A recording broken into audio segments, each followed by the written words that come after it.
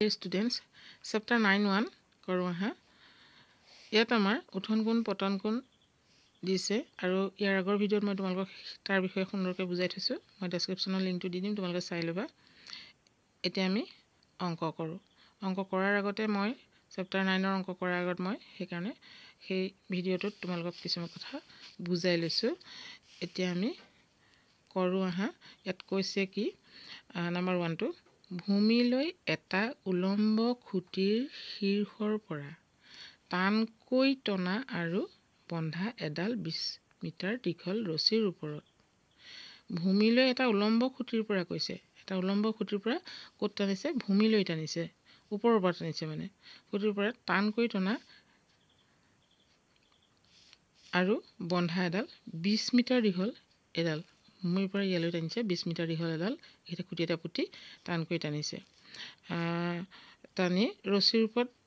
এজন সাৰ্কাছ কৌশলীয়ে বগাই আছে ইয়াতে সাৰ্কাছ এজন বগাই দেখাইছে ৰছীডালে ভূমি সমতাৰ লগত এই ৰছীডালৰ কথা কৈছে দেই এটো ভূমিৰ সমতাৰ লগত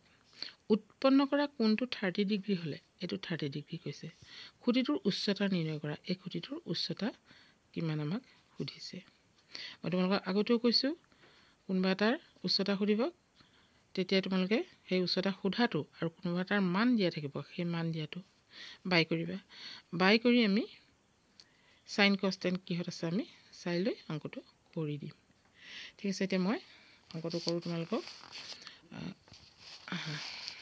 এটা আমি নম্বৰ 1 টো কৰিম এতিয়া আমি ত্ৰিভুজটো আঁকি লম ইয়াতে আমি আঁকি ললে কৰিবলৈ সুবিধা হ'ব বুজাওঁতে হয়নে তোমালোকে এক্সামত কি কৰিবা এডাল বেয়া হ'লে একো নাই এক্সামত তোমালোকে কি কৰিবা এনেকৈ যদি আঁকি দিয়ে তেতিয়া তোমালোকে চাই পেলাই জাস্ট অংকটো কৰিবা আৰু এতিয়া মই তোমালোকক এই দেখিছা না বেকা হৈ গৈছে দেই মই আগতে আঁকি নললো ঠাণ্ডা পৰিছে আৰু কি পুনকে এটা হাতে আঁকিবা এ বি এটো সমকোণী হৈ গ'ল সমকোণ আৰু ইয়াৰ মান দিছিলে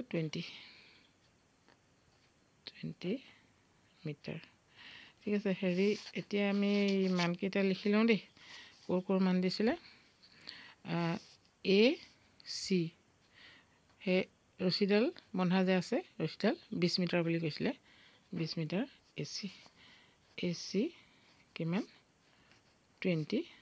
মিটাৰ তাৰ পিছতে আৰু কি দিছিলে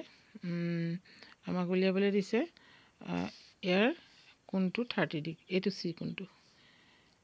A C B C কোণটো 30 degree উলিয়াবলৈ কি কৈছে প্ৰশ্নটো উলিয়াবলৈ কৈছে খুঁটাটোৰ উচ্চতা নিৰ্ণয় কৰা এটো আমাক প্ৰশ্ন বনাও এই খুঁটাটোৰ উচ্চতা এ বি উচ্চতা খুঁটাটোৰ উচ্চতা ঠিক আছে আমি এটা কৰিম চোৱা তোমালোকক মই ইয়াৰ আগৰ ভিডিঅ'ত কৈছিলো অলপ আগতেও কৈছো এতিয়া কি কৰিম আমাক উলিয়াবলৈ কৈছে এ বি আৰু দি থৈছে আমাক এ সিৰ মান এখিনি ত্ৰিকোণমিতিক যিখিনি নিয়ম তাৰ ওপৰতে হ'ব মই তোমালোকক দি থৈছো মই কৈছো যে যিটোৰ মান উলিয়াবলৈ দিয়া আৰু যিটোৰ মান দিয়া থাকে সেইটোতে তোমালোকে বাই কৰিবা ঠিক আছে সেইটোতে আমি এতিয়া বাই কৰিম মানে A C by A B এতিয়া এটা কথা আমাৰ 30 ডিগ্ৰী এই কোণটোহে উলিয়াবলৈ কৈছে 30 ডিগ্ৰী হল 30 ডিগ্ৰী এতিয়া আমি 30 ডিগ্ৰী কোণটোৰ উলিয়াম 30 ডিগ্ৰী কোণটো উলিয়াওতে কি কৰিম আমি এ সি আৰু এ বি এডাল 30 ডিগ্ৰী কোণত আমাৰ এডাল হ'ব হাইপটেনিউ আৰু এডাল হ'ব পাৰপেন্ডিকুলাৰ হ'ল না so A B by A C লিখিম P by H some people have sentence মই দি থৈছো ইয়াৰ আগৰ ভিডিঅ'টো কৈছো ধুনিয়াকৈ তাৰ বিষয়ে বুজাই থৈছো আমি এইখিনি জানিব লাগিব পি বাই এইচ মানে কি পি বাই এইচ মানে sin a c sin c p by h sin c p by h কেনেকৈ পালো গম পালানে যেহেতু sin c আমি উলিয়াব লাগিব sin উলিয়াব লাগিব বুলি কেনেকৈ জানিলো p/h h/p দিলে আমি সাইনৰ অপজিট যাব লাগিব কসেক সো আমি অপজিটত নাই যোৱা হেতু গলেও তোমালোকৰ ওলাব কিন্তু এটো আমি সাইনত গৈছো p/s সেন্টেন্সটো কি আছিল some people have curly brown hair এটা সেন্টেন্স দি থৈলে some কাটিলো people have p/s সাইনত p/s কসত পিছৰটো মই কৈ নাথাকো এখিনি সো p/s মানে সাইন c হল আহা এতিয়া sin c p/h আমি sin c মানে sin 30 ডিগ্ৰী c কোনটো কিমান 30 ডিগ্ৰী নহনে sin 30 ডিগ্ৰী লিখা কিমান p/s মানে কি লিখিম আমি p মানে p/s তোমালোকে নিলিখি ইয়াতে ab/ac লিখি দিব পৰা লিখি দিছো দেই ab/ac ab মানে কিমান এটা ইয়াত আমি লিখি দিম ab আমাক